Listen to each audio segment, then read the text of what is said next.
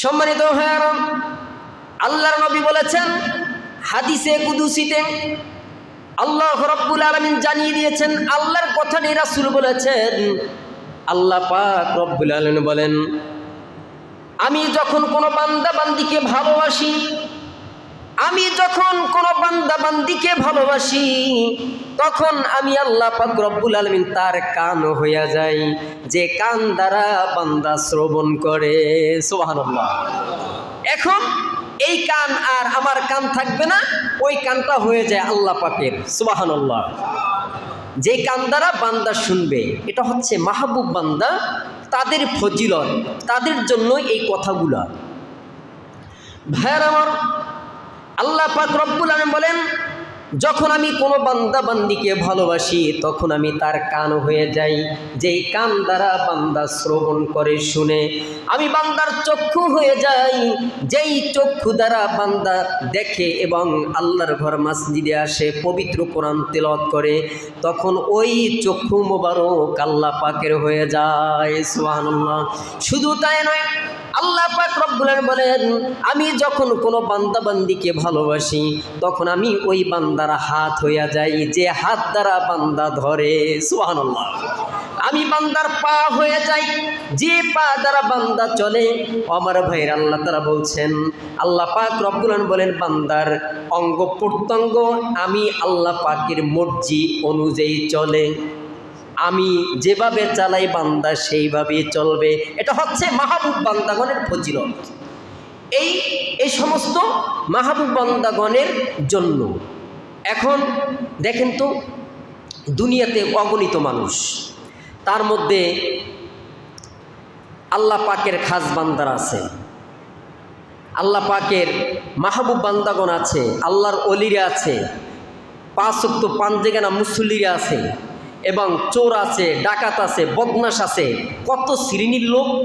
তার মধ্য থেকে যাচাই বাছাই করিয়ে যে আপনাকে আমাকে তার ঘরে পাঠাইলেন, বড় নিয়ামত না? বড় নিয়ামত, আলহামদুলিল্লাহ। ভাইয়ার আমার, বন্ধুরা আমার, আল্লাহ পাক রব্বুল আলামিন আরো বলেছেন, এই বান্দার অঙ্গ প্রত্যঙ্গ আমি আল্লাহ পাকের মর্জি অনুযায়ী চলে। আমি যেভাবে চালাবো বান্দা সেভাবেই চলবে। এই বান্দা বান্দি যখন আমার কাছে কিছু চায়, আমি আল্লাহ পাক রব্বুল আলামিন তাকে দান করি। চিল্লায়ে বলুন সুবহানাল্লাহ। আবার আল্লাহ তাআলা বলেন, বান্দা যদি আমার কাছে প্রার্থনা করে, আমার কাছে সাহায্য চায়, আমি আল্লাহ পাক রব্বুল আলামিন তাকে সাহায্য করে থাকি। সুবহানাল্লাহ। এটা হচ্ছে বুখারী শরীফের হাদিস। স্পষ্টভাবে এই হাদিসে কুদসিতে আল্লাহর কথাটাই নবী বলেছেন। সুবহানাল্লাহ বলেন। এখন আমরা পাইলাম যে এই যে ওয়াকিয়াগুলো, এই কথাগুলো একজন মাহবুব বান্দার জন্য, মাহবুব বান্দাগণের জন্য এই কথাগুলো। যারা চোর, বাটপার, বদমাশ, তাদের জন্য এই কথাগুলো না। যারা আমরা 5 ওয়াক্ত নামাজিওয়ালা, হালালকে হালাল জানি, হারামকে হারাম মানি, হালালকে হালাল জানি, হারামকে হারাম মানি, হারাম আমাদের নিকটবর্তী হতে দেই না। যদি মনের অজান্তে যদি হারাম আমাদের পেটে ঢুকে যায়, সঙ্গে সঙ্গে, এরকম একটা হাদিস আছে যে সাহাবীরা যদি কোনো সময় হারাম বক্ষণ করতেন, সাথে সাথে আঙ্গুল গলার ভিতর দিয়ে তারা বমি করতেন। সুবহানাল্লাহ। কারণ এই হারাম খেয়ে আপনি আমি যত ইবাদত করি না কেন, কবুল হবে না। আর এই হারাম খেয়ে আপনার যে রক্তে মাংসে গড়া যে স্বাস্থ্য হয়েছে, এটা জাহান্নামের উপযোগী, এটা জান্নাতের উপযোগী নয়।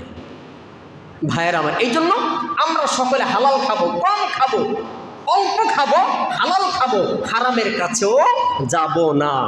কথাকার রাসূলের। কোরআনেও বলেছেন, তোমরা হারামের নিকটবর্তীও হও না। হারাম বড় কঠিন ব্যাপার। এ হারাম যার ভিতরে ঢুকেছে তাকে শেষ করে দিবে। আল্লাহ তাআলা হারামের নিকটবর্তী যেন আমরা যেন না হই। আল্লাহ তাআলা হারাম থেকে আমাদের সকলকে যেন বাঁচায় রেখে। চিল্লায়ে বলুন আমিন।